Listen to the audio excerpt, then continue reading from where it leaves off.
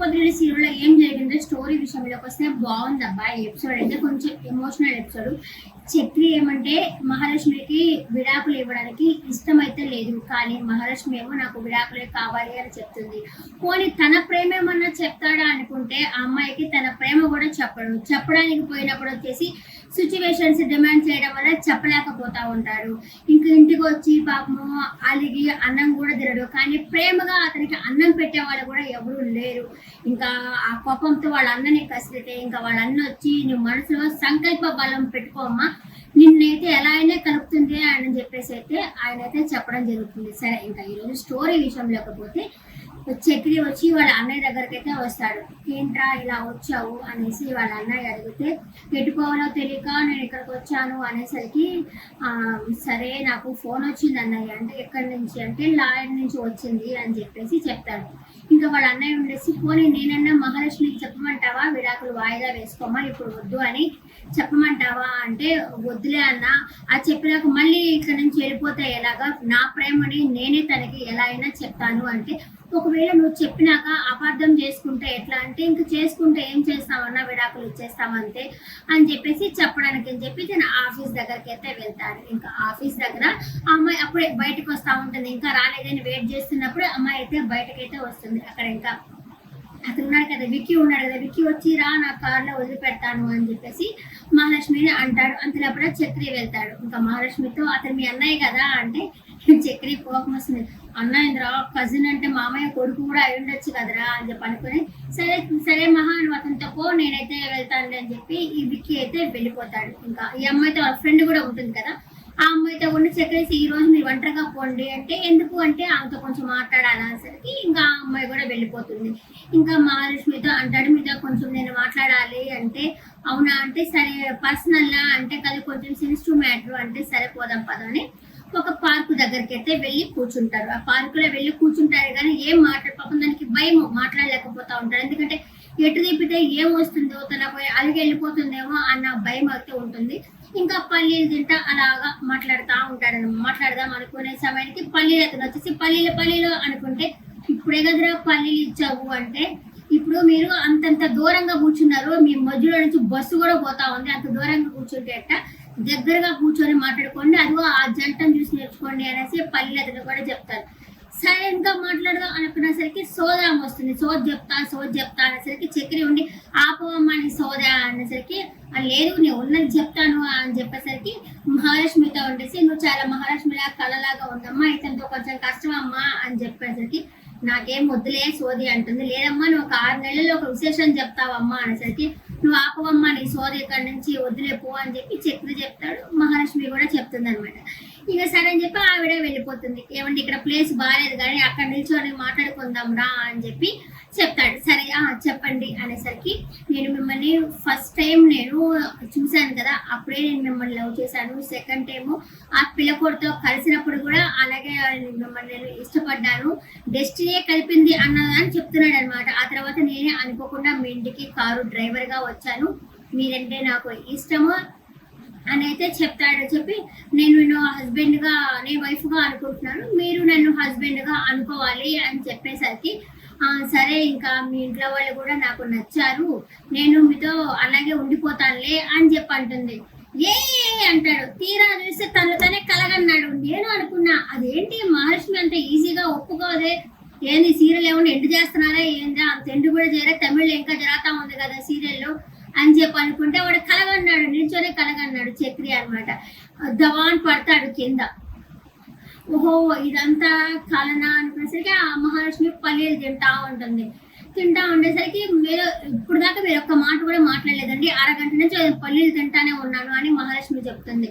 సరే అని చెప్పబోయేసరికి ఎవరో వాళ్ళ ఫ్రెండ్ అనమాట ఒక అమ్మాయిని బతునాడుకుంటా అమ్మాయితో వస్తా ఉండేసరికి ఆ చక్రి పిలిచారే ఏంట్రా అంటే, ఈ అమ్మాయిని నేను లవ్ చేశాను, ఈ అమ్మాయి నన్ను లవ్ చేయడం లేదు అంటే, ఆ అమ్మాయి చెప్తుంది లవ్ చేయట్లేదు, నేను ఫ్రెండ్ గానే అనుకుంటున్నాను అని చెప్తుంది.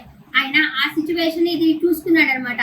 అంటే మహాలక్ష్మి కూడా ఇలాగే మాట్లాడుతుంది, తన ఒపీనియన్ చెప్తే అనుకొని, ఇంకా ఇష్టం లేదు నాకు, ఫ్రెండ్ అనుకున్నాను నేను, అతనే ఇష్టపడుతున్నాడు అని చెప్పనేసరికి మహాలక్ష్మితో అంటాడనమాట. అతను అంటాడనమాట, అదేంటది నేను డబ్బు లేని వాడిని అని చెప్పి నన్ను చూస్తా ఉంది అని చెప్పి, డబ్బు లేదు అని చెప్పేసి నన్ను దూరం పెట్టుకున్నాను అనేసరికి మహాలక్ష్మి అంటుంది, లవ్ చెయ్యి అనేసి బతులాడుకోవడం ఎందుకు, ఒకవేళ తనకి ఇష్టమైతే తనే వచ్చి చెప్తుంది కదా అన్న మాట అయితే అంటుంది. ఆ మాటతో చక్రి ఏం చెప్పాలో అది చెప్పలేకపోతాడు. ఎందుకంటే తనతో ఏం మాట్లాడుతుందో తను ఆల్రెడీ ఊహించుకున్నాడు. అంటే పెళ్లి అయితే నువ్వు ఇష్టపడితే నాకేం సంబంధము, నేను పెళ్లి రియల్ పెళ్లి అనుకోవట్లేదు కదా అని ఇదంతా చెప్తుందని చెప్పి తనకు అర్థమైపోయింది. ఎందుకులే చెప్పి గోల అనేసి చెప్పడం మానేస్తాడు. సరే మీరు ఏదో చెప్తానని చెప్పొచ్చారు కదా అంటే, అదా ఏమీ లేదు అంటే, చెప్పండి ఆఫీస్లో ఉన్నదని తీసుకొచ్చినారు మీరు ఇక్కడికి, చెప్పండి అని చెప్పనేసరికి, ఏమీ లేదు రేపు మనము కోర్టుకు వెళ్ళాలి కదా భయపడుతున్నారేమోనని చెప్పడానికి వచ్చాడు. నాకేం భయం లేదు, మనము అనుకున్నాం కదా ఆ పెళ్ళేమో రియల్ పెళ్లి కాదు, విడాకులు కావాలి అని చెప్పి అనుకున్నాము, దానికి ఎందుకు భయపడ్డాము అనేసరికి ఓకే ఇంకెళ్ళిపోదాం అనుకుని వాళ్ళైతే బయలుదేరుతుంటారు. ఇక్కడైతే టెన్షన్ పడుతుంటారు. ఎవరు? మాధవ, కేశవ, కన్నా, ఈ ముగ్గురు టెన్షన్ పడుతుంటాడు. అప్పుడు కేశవ కూడా అప్పుడే వస్తాయి. వీరితో టెన్షన్ పడుతుంటే కేశవ వచ్చి ఏమైంది అంటే, చక్రి మహాలక్ష్మి తీసుకొని బయటికి వెళ్ళాడు అంటే, అయితే ఏంటి చిన్నపిల్లడేం కాదు కదా వచ్చేస్తాడు కదా అంటే, ఇంకా మాధవ చెప్తాడు, నా దగ్గరికి రావడం అయితే జరిగింది, చక్రి ఇలా మాట్లాడాడు, నేను వీలైనా సరే నా ప్రేమను చెప్తాను అని చెప్పి తీసుకొని వెళ్ళాడు, ఏం చెప్తున్నాడో ఏమో అనేసి టెన్షన్ పడతా ఉంటారు. పడేసరికి ఏమో ఆ అమ్మాయికి ఇష్టం లేకపోతే ఇక్కడ ఉండదు కదా అని చెప్పేసి కేశవ కూడా మాట్లాడుతూ ఉంటారు అనమాట. అది కూడా నిజమే కదా, ఇష్టం లేదు అన్నప్పుడు అమ్మాయిని ఎంత బతిమలాడుకొని ఎంత ఇది కష్టమే అవుతుంది కదా బతిమలాడుకొని. అదే వాళ్ళకి కానీ ఇష్టం ఉంటే మనతోనే ఉంటారు కదా. ఇంకా అంతలోప్పుడు వాళ్ళిద్దరైతే వస్తారు. ఇంకా మాధవ అడుగుతాడు, ఏమో మీ ఇద్దరు కలిసి వచ్చారా, మీ సైడ్ ఏమన్నా వర్షం పడిందంటే, లేదు పెద్ద క్లైమేట్ కొంచెం బాగుంది అందుకే బయట ఉండిపోయాము అని చెప్పేసి అంటారు. ఇంకా చక్రిని అడుగుతారు, ఏమైందిరా అంటే, నాకు కొంచెం తలనొప్పిగా ఉందినా అని చెప్పేసి లోపలికి వెళ్ళి పడుకుంటాడు అనమాట. ఇంకా వీళ్ళే మాట్లాడుకుంటారు, అతను చెప్పాడా లేదా, చెప్పుంటే ఏం చెప్పుంటాడు, ఆ అమ్మాయి యాక్సెప్ట్ చేసిందా లేదా అనేసి వీళ్ళకి అర్థం కాదు. పోయి వాళ్ళ అన్నని అడుగుదామంటే కసరుతాడు. పోనీ మరి ఇంకా వదిన దగ్గరికి వెళ్ళేసి వదిన అని చెప్పి కన్నా పెడేస్తాడు. ఏంట్రా అంటే, అన్నయ్య వచ్చి మీతో ఏం మాట్లాడంటే, ఏముంది రేపు విడాకులు తీసుకోవాలా కోర్టుకి వెళ్ళాలి కదా దాని గురించి భయపడద్దు అని చెప్పాడు, అయినా భయం ఎందుకులే ఇష్టమయ్యే విడాకులు తీసుకుంటున్నాం కదా అనేసి మహాలక్ష్మి అనేసి అంటుంది. అనేసి అవును కదా పెద్ద ఇష్టమయ్యేగా తీసుకుంటున్నాం అంటే, అవునమ్మా అని చెప్పనేసరికి వాళ్ళకి అర్థమవుతుంది ఇతరు పోయి ఏమి చెప్పినట్టు కనిపించట్లేదు. సరే అతను తలనొప్పి అని పడుకున్నాడు కదా, లేచినప్పుడు అడుగుదాంలే అనేసి ముగ్గురు అనుకుంటారు. ఎందుకంటే అడగడానికి భయపడతారు, ఎందుకు ఊరికే పద్దాకా కసరుతా ఉంటాడు కదా అని. వీళ్ళు ఏం అడగరు. ఇంకా అందరూ నైట్ అయితే ఫోన్ చేస్తూ ఉంటారు. ఫోన్ చేస్తున్నప్పుడు వెళ్ళి కన్నా వెళ్ళి, ఇక ఎందుకు కూర్చున్నావు చక్రి లోపలికి రా అంటే, నాకు తలనొప్పి, నాకు ఆకలిగా లేదు నేను తినను అంటే, ఎందుకు కూర్చున్నావు అంటే, మైండ్ సరిలేక అని చెప్పేసి అని అంటాడు అనమాట.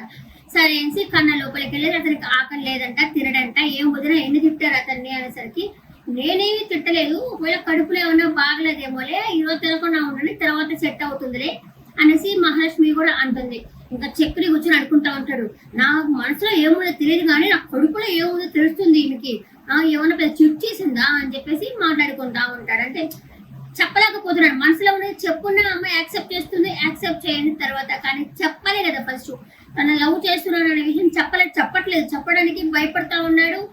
చెప్దాం అనుకునేసరికి ఒక సిచ్యువేషన్ ఏదో డిమాండ్ చేసింది, చెప్పలేకపోయాడు. చెప్పుంటే బాగుండు, ఆ అమ్మాయికి ఎలా ఇష్టం ఉందో లేదా అన్నది కూడా తెలిసి ఉండేది కదా, అలా చెప్పడు. ఇంకా వీళ్ళు అన్నం తినేసి హ్యాపీగా పడుకో ఉంటారు. పడుకునేసరికి చక్రి వస్తాడు. వచ్చి తిన్నారా, పడుకున్నారా, నిద్రపోండి అంటే, ఇప్పుడే కదా పడుకుందా నిద్ర రావద్దా అనేసి కేశవ అంటాడు. బాగా నిద్రపోండి, ఒక వ్యక్తి ఉన్నాడు తిన్నాడా లేదా, ఎందుకు తినలేదు ఏంటి ఏమన్నా అడిగారా అని చెప్పి అనేసరికి ఇంకా మాధవ అయితే లేస్తాడు. లేచేసి అంతలో మాధవ అంటే కోపం వస్తుంది అతనికి. కేశవకి ఎందుకు అన్నం పెడుతున్నావు నువ్వు అనేసరికి చక్రి ఉండి అంటాడు మాధవ అన్నతోటి, ఎప్పుడైనా సరే తిన్నావా అని అడిగావా అని అన్న, అసలు ఏం అడగనే లేదు కదా, అంతకుముందు అడిగేవాడే ఇప్పుడు చాలా మారిపోయావు, నేను తినకపోయినా పర్వాలేదు అనుకుంటున్నావు కదా అని చెప్పేసి అనేసి అక్కడి నుంచి వెళ్ళి బయట కూర్చుంటాడు.